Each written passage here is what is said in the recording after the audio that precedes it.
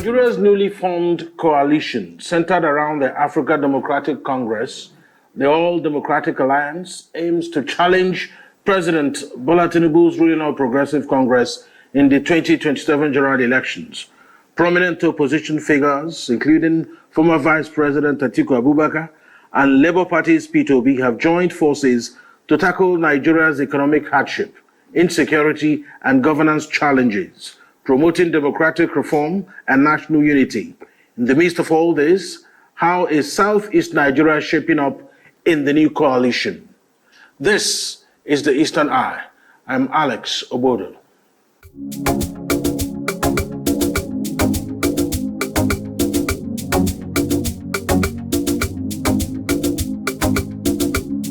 Welcome to the Eastern Eye, a program that X-rays the political, social, and economic developments around us. Joining me tonight on the Eastern Eye is Honorable Prince Humphrey Onyima, the publisher and CEO of Leadership SCORECARD magazine. He was also a former special assistant to the Enugu State Governor on Media and Public Affairs. Thank you so much, Humphrey Onyima, for joining me tonight on the Eastern Eye. Thank you. So I guess that the first we'll have to find out exactly what does the coalition actually hold for Southeast Nigeria? Or is it just another gathering of politicians who want to seize power in the next general election? Humphrey Onyima, the former senior special assistant to the governor of Enugu State on Media and Public Affairs. That's also said as a publisher, CEO of Leadership SCORECARD magazine. The truth of the matter is, when you talk about the coalition, what it appears to an average Southeasterner is a hope for a new Nigeria. The solution to the present economic crisis Nigeria is facing is the solution to address the issue of equity, fairness, and justice, and to address the long-standing marginalization the people of the Southeast has suffered as long as Nigerian leadership configuration is concerned. So we are in the coalition for a new Nigeria. The coalition, people from the Southeast are seeing it as a platform that will address the injustice the Southeastern people have suffered, and to also address the issue of insecurity and then also the economic hardship. Because to an average Easterner, the economic hardship is seriously beating at the people from the Southeastern region into the fact that we are basically business-oriented people, having been displaced to a large extent politically since after the Civil War. So to us, the coalition is the new hope of inclusivity, is the new hope of bringing the actualization of Southeast presidency into the front burner. So the Southeastern people are coming into the coalition with the hope of actualizing the presidency of Southeastern extraction, because right from 1999 to date, it appears that we are not, factored in the North and South dichotomy that has been sharing the leadership position, the leadership of the presidency of this country. So we see this coalition as the solution or the pathway to the actualization of Southeast presidency. But the optics we see currently is that only Peter Obi seems to be the most prominent Southeasterner that we have seen appearing in and around the coalition. What are the others? Well, we have understood we have been so divided for so long, and I believe what played out in 2023 is a unifying process of the Igbos rally round. You understand, a formidable candidate, just as we expressed in 2023. So that is, we are now going to graduate from what we are able to to achieve in 2023, to consolidate upon it. We have no alternative to Peter Obi. Peter Obi is the face of the coalition. Today, people are hearing of coalition. It's just because of the personality of Peter Obi. His kind of integrity that he has built over the years is quite unmatched. So look, if you look at the entire southern Nigeria, not only southeast, we have no alternative to Peter Obi. Pete Obi's candidature stand out. He's a man of impeccable character. He's someone that you can see how people are struggling and trying to scratch, even the back of a tortoise in an attempt to see where they can find fault, you understand, in the personality of Peter Obi. So he is the face of the coalition. If you remove Peter Obi from the coalition, there is no coalition. So Peter Obi stepping in, they have been discussing coalition over some months until Peter Obi stepped into coalition. That is when Nigerians start, discussing coalition. So if you remove Peter Obi, there is no coalition. The North understands that. The South understand that. So when we talk about Peter Obi, as it stands now, we have no alternative to Peter Obi in the southeastern extraction. All right. So let me just draw your attention to the statement credited to the FCT Minister Nyesom Wike. I think it was in a church Thanksgiving where he said that Peter Obi will never be president of the country.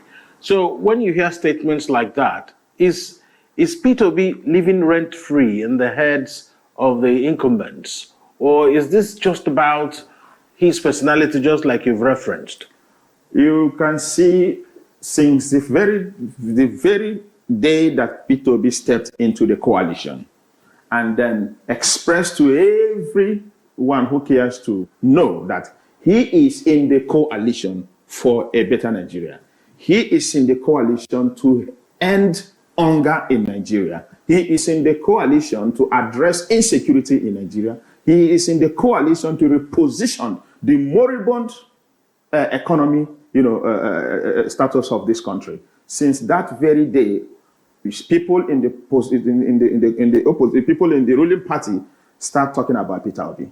Everyone, the Senate presidents talk about Peter Obi, the FCT minister talk about Peter Obi, all the aides of the president, they all talk about Peter Obi, telling you that any tree that does not bear fruit do not attract stones. So Peter Obi has something to offer. And that's why they are discussing about him. So how should the FCT minister say that Peter Obi can never be president? Is he the one that determines the president of Nigeria? He's not the one. He has only one vote. So he's just trying to, cast aspersion on the personality of Peter Obi. But as you can see, Peter Obi is really focused, moving towards, he said he's not desperate to be president of Nigeria. He is only desperate to see a new Nigeria. He is desperate in fixing the problem Nigeria is facing. And he has declared it that the North will enjoy his presidency because the landmarks alone we have in the North is capable of feeding Nigeria, and not only Nigeria, other parts of Africa and the rest of the world. So everybody calling Peter Obi just to tell you that the man is really, his moves are really touching the ruling party. That's why they're discussing about him. If you can see, there are other people vying for president under the coalition.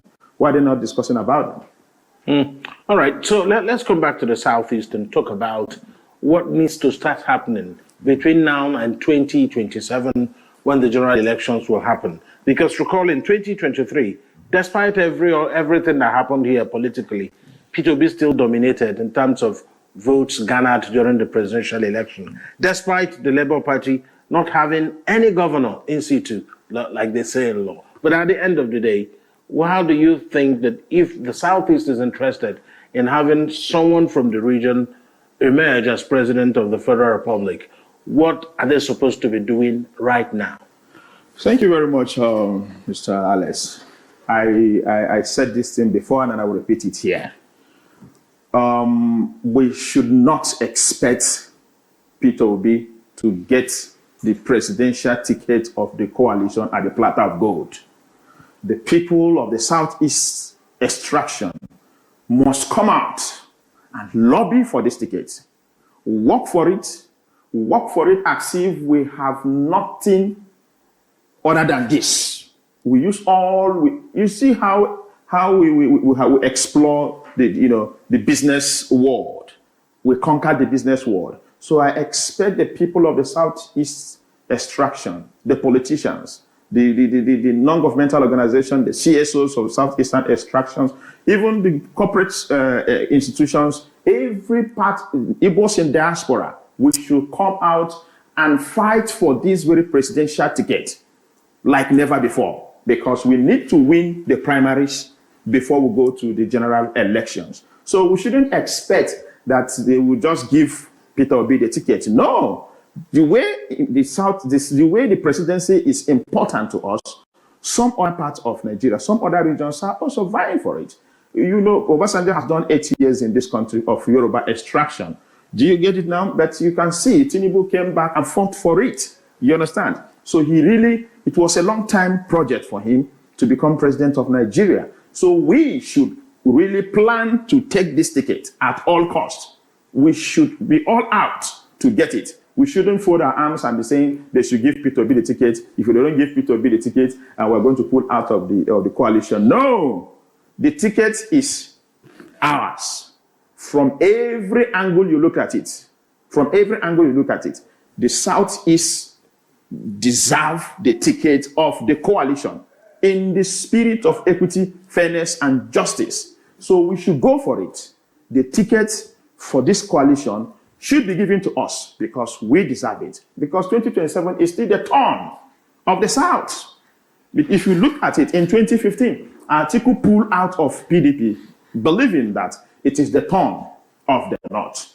And when the coalition was formed in 2015, in the spirit of equity, fairness, and justice, the ticket was zoned to the South. So just as we are clamoring now that the coalition ticket should be zoned to the South, because 2027 is still the turn of the South. Notwithstanding, we should fight for it. We should fight for it that this ticket should be zoned to the South. And then presidential candidate of Southern extraction should fight for it.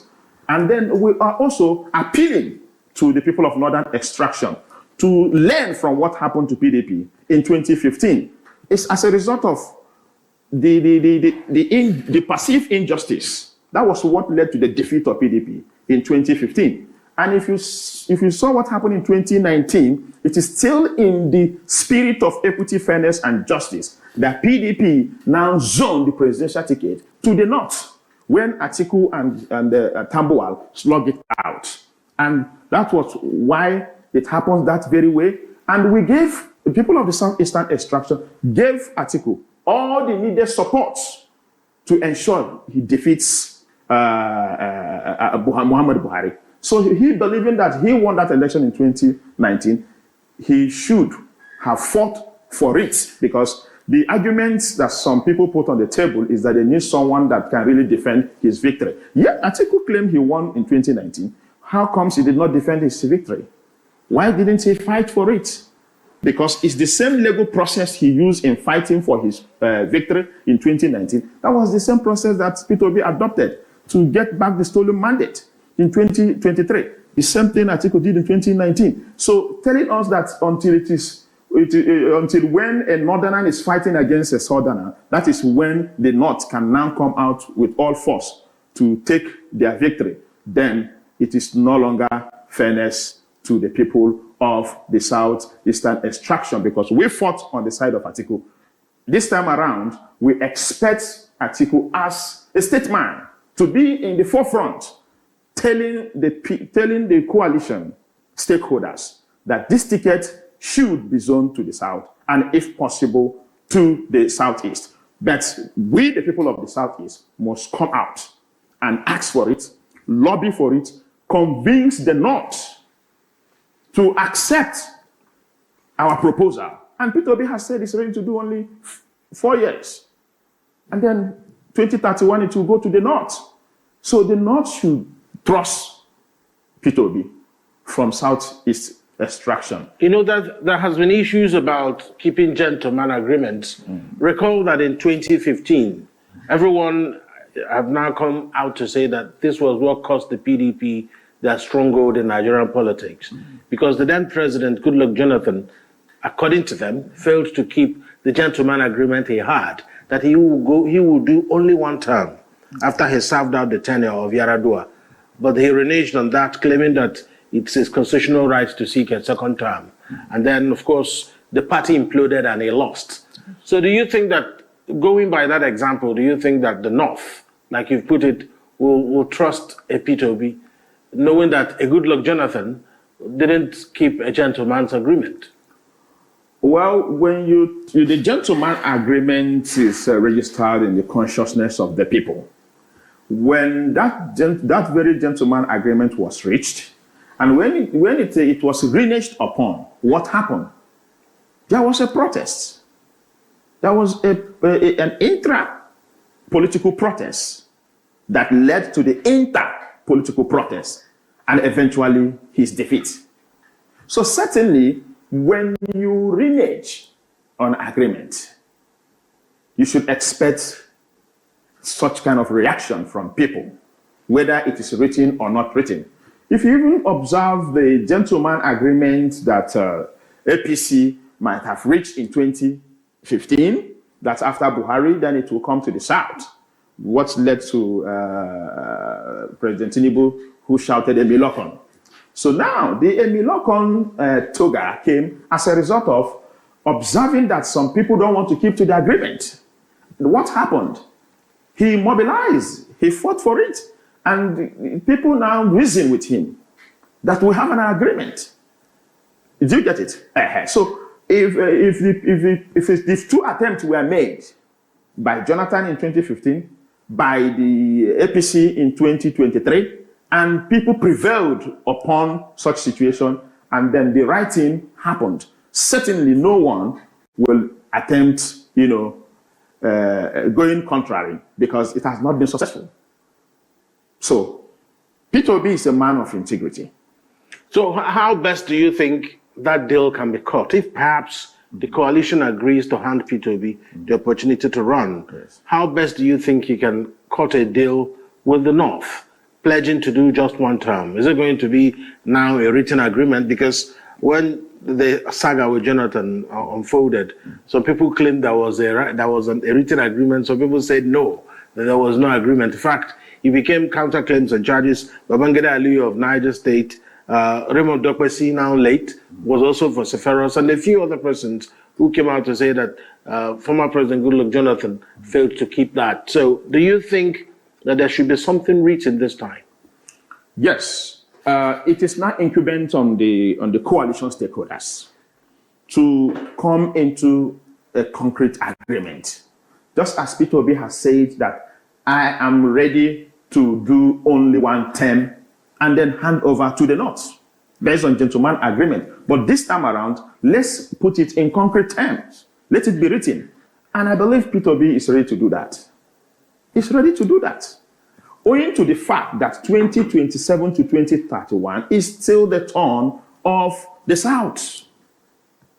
So P2B should be trusted.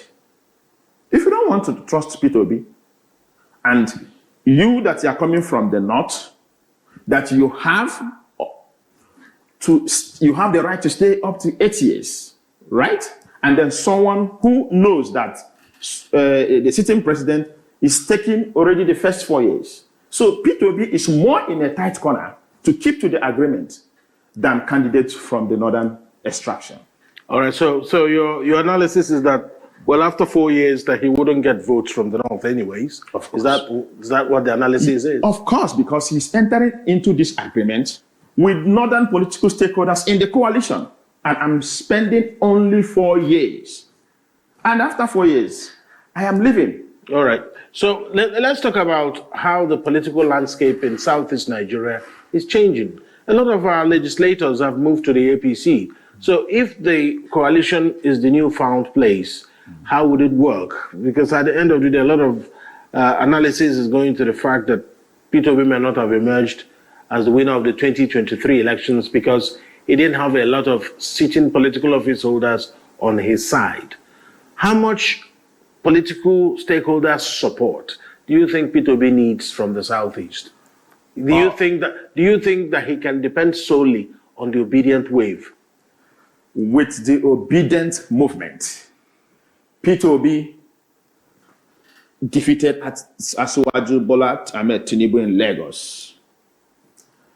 won in FCT Abuja, defeated the national chairman of APC, Senator Abdullahi Adamu in Nasarawa, defeated the DG, the campaign DG of Asiwaju, the former governor of Plateau State. I don't know if you are taking into cognizance of these places I'm mentioning to you, with the obedient wave. And today, the political consciousness of the obedience has grown beyond what it used to be in 2023. Now, P2B has now further, penetrated the corners. The P2B presidential ambition is now more appealing to the people of core northern states. I will tell you, even people from Sokoto, people from Maiduguri, people from Jigawa, people from... You saw when he went for condolence visit to Dan Tata family. You saw the mammoth crowd that received him in Kano. This has never happened before. So P2B popularity is now breaking into the northern part of Nigeria, even to the core north. To a large extent, P2B, had some high level of political dominance in the north central, partly northeast around Taraba, Adamawa, and you understand? He didn't do well in the northwest. But as I speak to you today, P2B's popularity has penetrated to some significant part of northern states that he couldn't do well in 2023. And I will tell you that 2027, it will be another overwhelming tsunami. All right, we'll take a break at this point on the Eastern Eye. When we return, we have more questions for Mr. Humphrey. Onyima, welcome. We'll be back.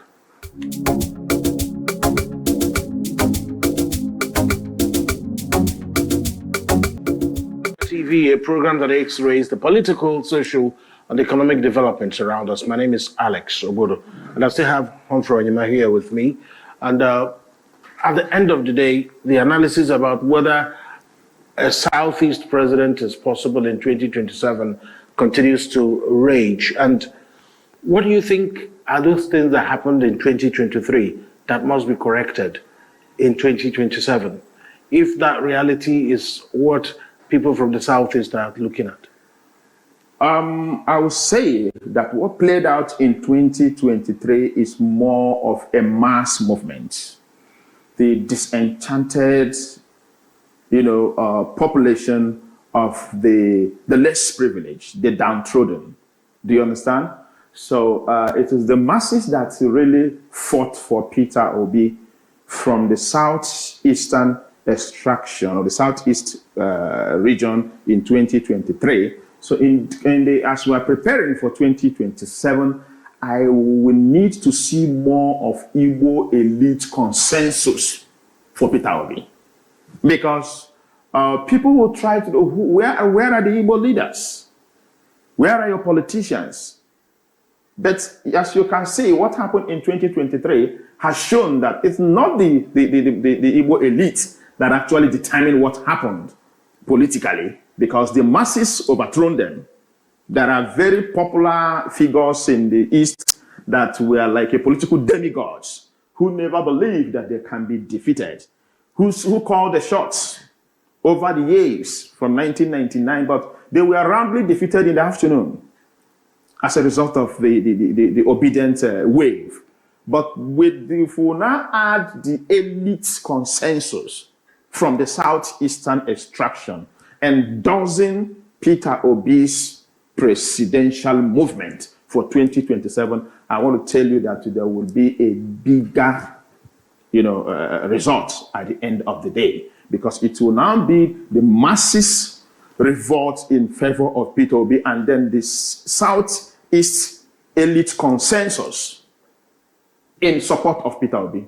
Certainly, there is no conspiracy anywhere that can stop Peter Obi, with the support of the North, which the North are already, the youth from the North, they have seen Peter Obi as the new bride.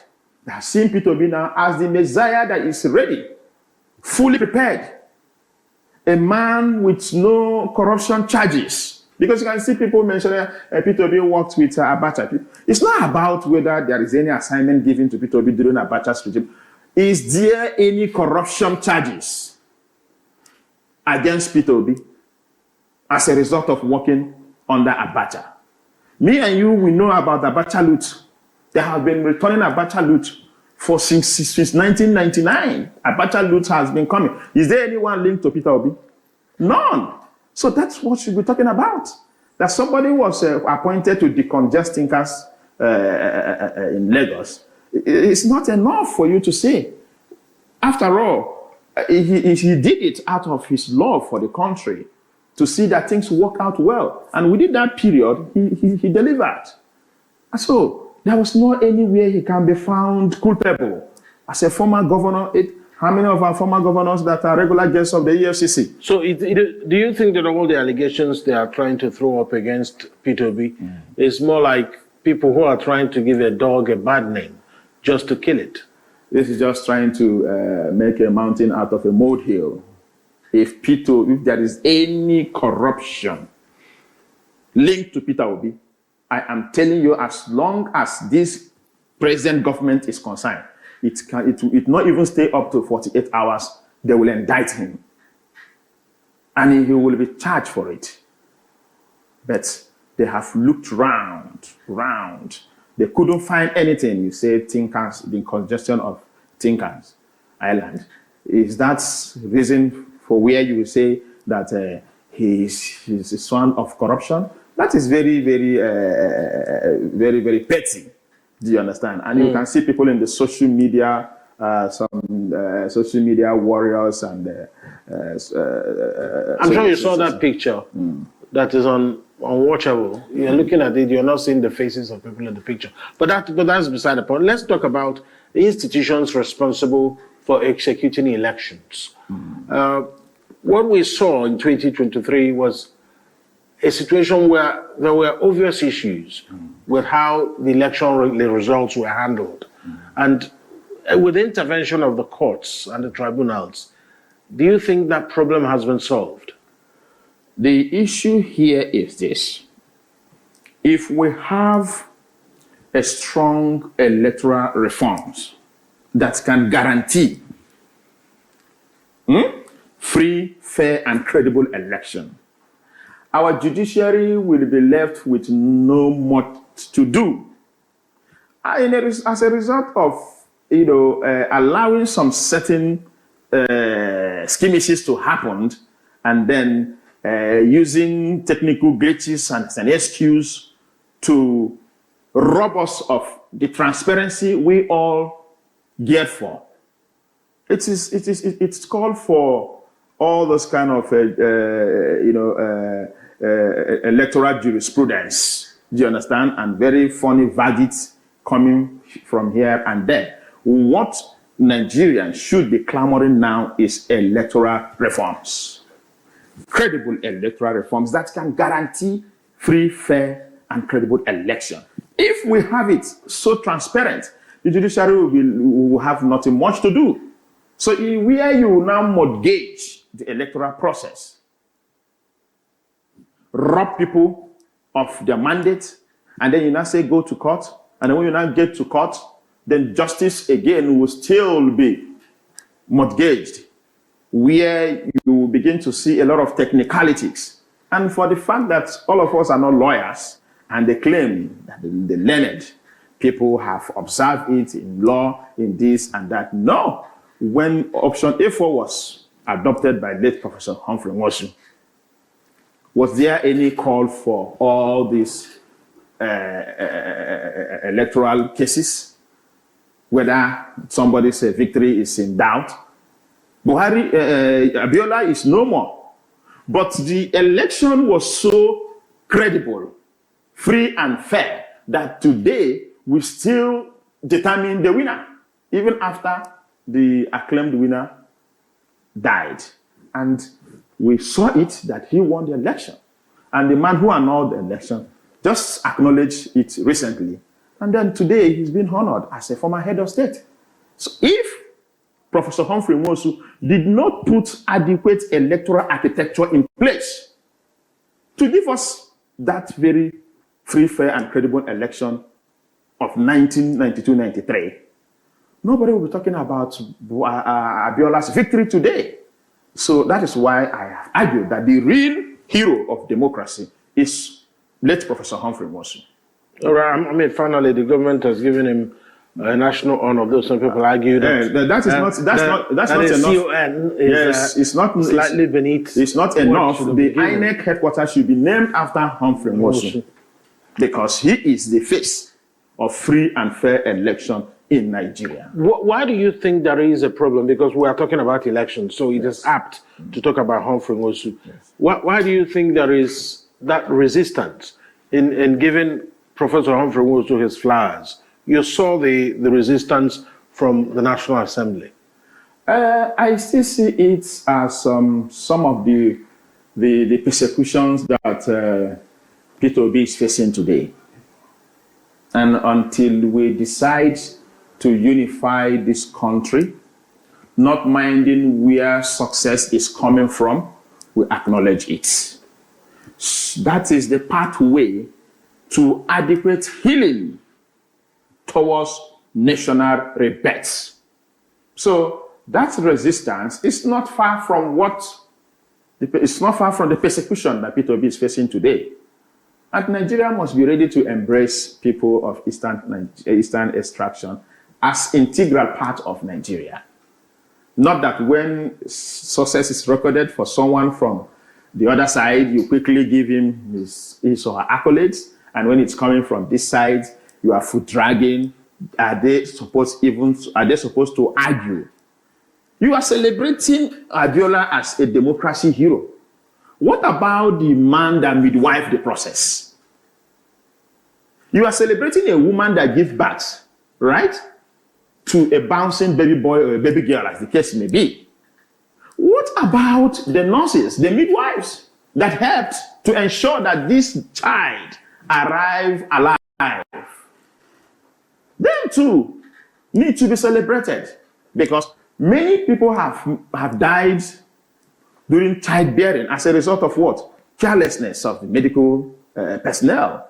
So when a new child is born, in that exorcism celebration, we should not only celebrate the woman that gives birth to a newborn baby, we should celebrate the midwives, the doctors, who are on duty, who manage the labor process to be able to have a newborn baby alive.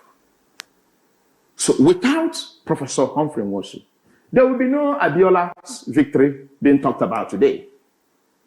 So I watch it in the National Assembly, people dragging this and that, arguing and saying this and that. Come on, under military junta, someone took it upon himself, insisted that the electoral process must continue. And you are saying that why didn't he also go ahead to do the unthinkable? Those who did the unthinkable, what happened to them? Those who did the unthinkable, what happened to them? What happened to them? But back to the electoral reforms you were referencing, the institution of INEC, even if there has been some consensus at the National Assembly, and by the way, do you believe that this National Assembly can come up with agreeable electoral reforms to make sure that the results of the elections are moved in a way that it is transparent and free? The National Assembly have no option other than give Nigerians what they want. It is called National Assembly. That is what's supposed to be their function. But I'm asking you, Yes. this National Assembly, Yes. this 10th National Assembly, Yes. do you think that they are capable of effecting reforms that will give us free and fair elections? By the time they get marching order from their constituents, they have no option other than to go for the electoral reforms. Who are you representing? By the time their constituents give them marching order, they start seeing calls, protests, agitation from various constituencies calling for electoral reforms. Who are you representing? You have to do the bidding of the people who sent you there. The reason is that they have not seen serious call for it. If they see it, they have no option. Was it not in this country the doctrine of necessity was invoked to save the situation, even when it was not properly captured in the Constitution? How much more a constitutional matter that the masses, that the constituents have right to demand for it? It is the demands of Nigerians that you should give them credible electoral reforms that can guarantee adequate, free, fair election come 2027. The members of the National Assembly have no option other than to comply.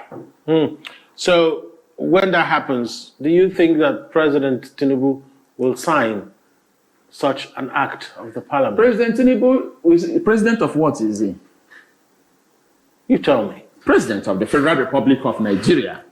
And then the people of Federal Republic of Nigeria, through their representatives, call for electoral reforms. And such reforms were put together, and the bill is sent to you to give presidential assent, and you say you will not, then he is not president of Federal Republic of Nigeria. Because Nigerians will march out, demand for him as their president to sign the bill that can guarantee free and fair election come 2027. Because without that, we will just be beating around the bush. Do you think that P2B will win the 2027 elections if the elections are free, fair, and credible? If you conduct the election today, P2B will defeat the incumbent with a far margin. Just take a look at the ongoing opinion polls got across. So, by the time we're able to achieve the needed electoral reform, me and you will be seeing the victory of P2B even before it will be announced. That's what we're calling for. It should be so transparent that me and you will be seeing the victory even before it will be announced. So it's not as if that if you conduct it today, victory will not be attained. But we want the victory to be so transparent that even the blind can see it. So that at the end, you don't come up with excuses of technical glitches and then decide to call election result by 4 a.m. or 3 a.m. when people are still asleep. No. The new electoral reform will put all the necessary things in place, adequate electoral architecture that we will be seeing the victory even before it will be announced. And that will be a good place to leave it. Honorable Humphrey, Yes. Honorable Prince Humphrey Onyima, the publisher and CEO of Leadership SCORECARD magazine. He's a former senior special assistant to the Enugu State Governor on Media and Public Affairs. And of course, convener Democracy Anniversary Lecture in Nigeria in honor of 1999 democracy, midwifed by His Excellency General Abubakar. He's also a strong member of the Obedient Movement in 2023 presidential election. Yes. Thank you for your perspectives on the Eastern Eye tonight. Thank you. And that's the Eastern Eye tonight. We'll see you again tomorrow same time. My name is Alex Obodo. Good night.